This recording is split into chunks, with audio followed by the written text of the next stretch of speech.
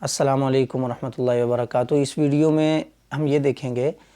کہ بعض لوگ تراویحیں 20 پڑھتے ہیں اور بعض لوگ 8 پڑھتے ہیں۔ اس کی اصل حقیقت کیا ہے اور اس کے پیچھے دلائل کیا ہیں، ہر کسی کے، ہر فریق کے اپنے اپنے، دونوں کو انشاءاللہ سامنے رکھیں گے، فیصلہ آپ خود کر لیجئے گا۔ اور پہلے میں یہ بتا دوں کہ غلط کوئی بھی نہیں ہے، دونوں ٹھیک ہیں، تو اتنی بڑی لڑائی کی بات نہیں ہے جتنی ہم لوگوں نے بنائی ہوئی ہے، اور بات کچھ بھی نہیں ہے۔ میں آپ کے سامنے ابھی یہ ساری بات سامنے لے کر آتا ہوں، انشاءاللہ آپ خود اندازہ لگا لیں گے اس بات سے۔ تو سب سے پہلے ہم آتے ہیں کہ تراویح جو ہے یہ ترویح سے ہے، اور تراویح کا مطلب کیا ہے، معنی کیا ہے؟ لغوی معنی اس کا ہے آرام اور سکون۔ ترویح آرام اور سکون، اور یہ ترویح آرام اور سکون کیوں اس کو کہتے ہیں؟ اس لیے کہتے ہیں کہ جب مکہ مکرمہ کے اندر لوگ تراویح پڑھا کرتے تھے تو وہ 4 تراویحیں پڑھنے کے بعد ایک طواف کیا کرتے تھے، پھر 4 تراویحیں پڑھتے تھے، پھر طواف کیا کرتے تھے۔ تو وہ جو طواف کا دورانیہ ہوتا تھا نا، اس کو وہ سمجھتے تھے کہ ابھی ہمیں تھوڑا سکون مل گیا، آرام مل گیا تھوڑا سا، اس وجہ سے اس کا نام تراویح پڑا ہے۔ حالانکہ اس کا نام قیام اللیل تھا، نبی صلی اللہ علیہ وسلم کے زمانے میں اس کا نام تھا قیام اللیل۔ قیام اللیل کا مطلب ہوتا ہے رات کو کھڑا ہونا، قیام کرنا، اللہ کے آگے نوافل پڑھنا، اس کا یہ مطلب ہوتا ہے۔ اب آتے ہیں ہم اصل بات کی طرف کہ تراویح 8 ہیں یا 20 ہیں۔ تو جو تراویح 8 کہنے والے ہیں یا 8 پڑھنے والے ہیں، ان کی جو دلیل ہے وہ صحیح حدیث ہے نبی صلی اللہ علیہ وسلم۔ اس کا مفہوم میں آپ کے سامنے رکھ رہا ہوں۔ مفہوم یہ ہے کہ نبی اکرم صلی اللہ علیہ وسلم نے 3 دن رمضان المبارک کے اندر قیام اللیل فرمایا، اور ان 3 دنوں میں نبی صلی اللہ علیہ وسلم نے 8 رکعات نفل اور 3 وتر پڑھے آپ نے، تو یہ ٹوٹل 11 ہو گئے۔ تراویح اس میں 8 ہی ہے، اور اس کو تراویح نہیں کہنا، تراویح تو تھا ہی نہیں اس وقت نا، اس وقت تو قیام اللیل تھا۔ تو قیام اللیل جو نبی صلی اللہ علیہ وسلم نے قیام فرمایا رات کو، وہ 8 نفل تھے، 8 نوافل تھے وہ، اور 3 وتر تھے وہ، ٹھیک ہے۔ اور وہ پڑھا بھی نبی صلی اللہ علیہ وسلم نے صبح کے ٹائم، تہجد کے وقت، یہ ذہن میں رکھنا آپ، تہجد کے وقت۔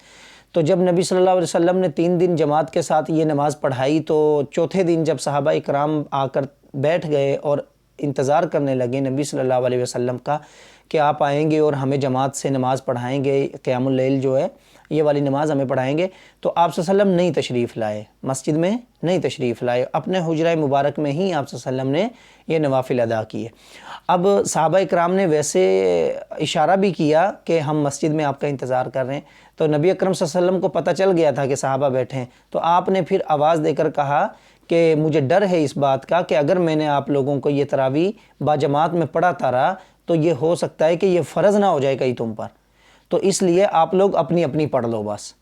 تو یہ 3 دفعہ صرف نبی صلی اللہ علیہ وسلم نے، 3 دن نبی صلی اللہ علیہ وسلم نے جماعت فرمائی ہے۔ قیام اللیل، تراویح تو ہے ہی نہیں ہے، تراویح تو ابھی آپ چھوڑ دیں، ذہن سے ہی نکال دیں اس بات کو، تراویح کو،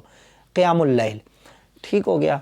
اس کے بعد صدیق اکبر رضی اللہ تعالیٰ عنہ کے زمانے میں بھی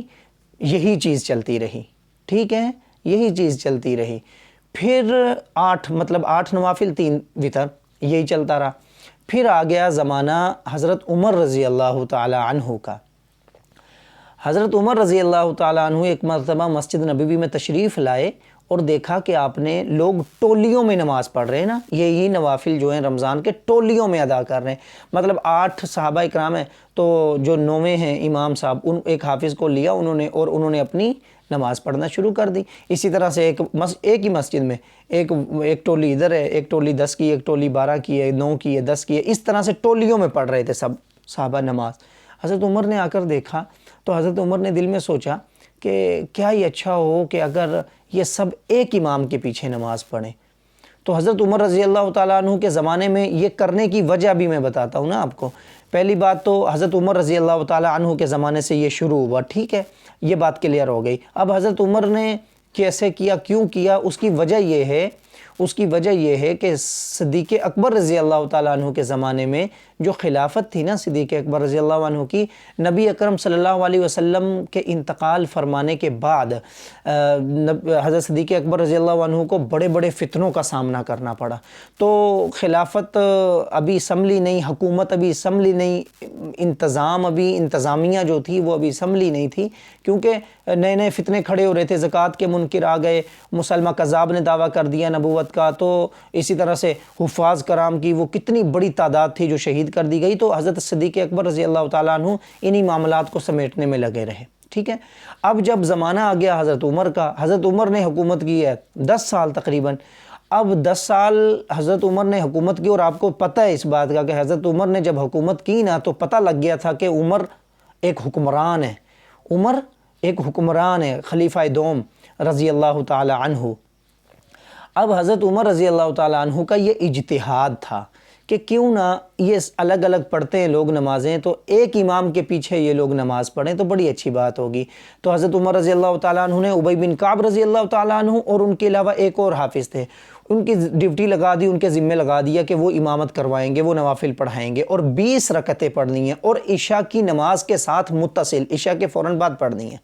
ٹھیک ہو۔ اب آپ کو پتہ چل گیا نا کہ یہ عشاء کے ساتھ ہم کیوں پڑھتے ہیں، یہ اس وجہ سے پڑھتے ہیں کہ عمر رضی اللہ تعالیٰ عنہ نے آ کر یہ عشاء کے ساتھ متصل کر دی۔ اس کی وجہ میں بتاتا ہوں آپ کو، اس کی وجہ یہ ہے کہ نبی اکرم صلی اللہ علیہ وسلم نے جو 8 نوافل آپ ادا فرمایا کرتے تھے وہ تہجد کے وقت فرمایا کرتے تھے، تو حضرت عمر رضی اللہ تعالیٰ عنہ نے اس چیز کو دیکھا کہ لوگ تھکے ہوتے ہیں، مزدوری بھی کرنے والے ہیں، سخت کام کرنے والے لوگ سارا دن کام کرتے ہیں، تو چلو ان کے لیے آسانی ہو جائے گی اس بات میں کہ وہ نوافل بھی پڑھ لیں گے، قیام اللیل بھی ہو جائے گا ان کا۔ تراویح تو ہم نے نام رکھا ہے نا، تراویح تو بعد میں نام رکھا گیا بالکل، تو قیام اللیل بھی ہو جائے گا لوگوں کا، زیادہ نوافل بھی پڑھ لیں گے، اور یہ عشاء کے فوراً بعد یہ پڑھ لیں، اور 20 تراویحیں پڑھ لیں گے، ٹھیک ہو گیا جی۔ اب ہم آگے چلتے ہیں کہ یہ حضرت عمر رضی اللہ تعالیٰ عنہ کا اجتہاد تھا۔ اب اگلا جو بہت بڑا سوال آتا ہے وہ یہ آتا ہے کہ اب آیا ہم حضور نبی اکرم صلی اللہ علیہ وسلم کی سنت پہ عمل کریں یا عمر رضی اللہ تعالیٰ عنہ کی سنت پہ عمل کریں؟ تو ڈیفینیٹلی صاف سی بات ہے کہ نبی اکرم صلی اللہ علیہ وسلم کی جہاں بات ہے وہاں تو کسی کی کوئی بات نہیں ہے نا، لیکن نبی اکرم صلی اللہ علیہ وسلم کی ایک حدیث مبارک ہے جس کا مفہوم یہ ہے، بلکہ میں عربی بھی پڑھ کے آپ کے سامنے سنا دیتا ہوں کہ علیکم بسنتی و سنت الخلفاء الراشدین، علیکم بسنتی، آپ لوگوں پر لازم ہے میری سنت پر عمل کرنا اور میرے خلفاء راشدین کی سنت پر عمل کرنا، یہ حدیث ہے نبی اکرم صلی اللہ علیہ وسلم کی۔ تو جب حضرت عمر رضی اللہ تعالیٰ عنہ خلفاء اربعہ میں سے ہیں تو خلیفہ دوم ہے حضرت عمر رضی اللہ تعالیٰ عنہ، تو حضرت عمر رضی اللہ تعالیٰ عنہ کی سنت پر عمل کرنا اسی طرح سے لازم ہے جس طرح سے حضرت نبی اکرم صلی اللہ علیہ وسلم کی سنت پر عمل کرنا لازم ہے، کیونکہ حضور کی یہ حدیث ہے۔ حضور صلی اللہ علیہ وسلم نے یہ حدیث جب بیان فرمائی تو حضور نے ایسی تو نہیں نہ بیان فرما دی، حضور کو پتہ تھا خلفاء اربعہ کا، خلفاء اربعہ کے تقوی کا، خلفاء اربعہ کی سوچ اور عقل اور علم کا پتہ تھا، ان کو پتہ تھا کہ یہ شریعت کے مزاج کو سمجھتے ہیں، یہ بہت بہتر طریقے سے سمجھتے ہیں۔ یہ حضرت عمر کے بارے میں تو نبی اکرم صلی اللہ علیہ وسلم کی یہ بھی حدیث ہے نا کہ اگر میرے بعد کوئی نبی ہوتا تو حضرت عمر ہوتے، تو صلاحیتیں نبی اکرم صلی اللہ علیہ وسلم کو پتہ تھیں، اسی لیے انہوں نے یہ فرمایا تھا کہ علیکم بسنتی و سنت الخلفاء الراشدین، ٹھیک ہے۔ تو اب آپ خود اس بات کو سمجھیں۔ اب مجھ سے اگر پوچھیں تو میں تو ترجیح اسی بات کو دوں گا کہ 20 تراویحیں پڑھیں، اور کیونکہ نوافل بھی زیادہ ہیں، اس میں سجدے بھی زیادہ ہوں گے، اللہ کی عبادت بھی زیادہ ہوگی، ذکر اذکار بھی زیادہ ہوگا، درود بھی زیادہ ہوگا، ہر چیز زیادہ ہوگی اس میں، ٹھیک ہے۔ یہ میں نہیں کہہ رہا کہ 8 تراویحیں پڑھنی ٹھیک نہیں ہیں، وہ بالکل ٹھیک ہیں، وہ صحیح حدیث کے مطابق ہیں، غلط نہیں ہے، نہ بحث کرنی ہے، آپ نے بھی کسی نے بحث نہیں کرنی اس بات پہ، بحث بنتی نہیں ہے کیونکہ صحیح حدیث ہے بھائی، اس طرف آپ بحث نہیں کر سکتے، شرم آنی چاہیے اس بات کے اوپر بحث کرنے میں۔ بس ٹھیک ہے، آپ 8 پڑھتے ہیں 8 ٹھیک ہے، آپ 20 پڑھتے ہیں 20 پڑھتے ہیں، دیکھیں بس ثواب آپ کو زیادہ 20 کا ملے گا نا، کیونکہ 20 تراویحیں، رکوع بھی زیادہ، سجود بھی زیادہ، اور تشہد بھی زیادہ، اور التحیات تشہد بھی زیادہ، اور اس کے علاوہ سلام بھی زیادہ، ہر چیز زیادہ ہے، ہر چیز زیادہ اس میں آ جائے گی، اور ایک ایک سجدے کے اوپر اللہ تعالیٰ نے رمضان المبارک کے اندر بڑے بڑے انعامات رکھے ہوئے ہیں۔ تو اب آپ خود، یہ میری رائے تھی، باقی آپ اپنی رائے رکھتے ہیں، میرا کام تھا آپ تک یہ بات پہنچانا صاف صاف لفظوں میں. چلو یار ایک تو الحمدللہ.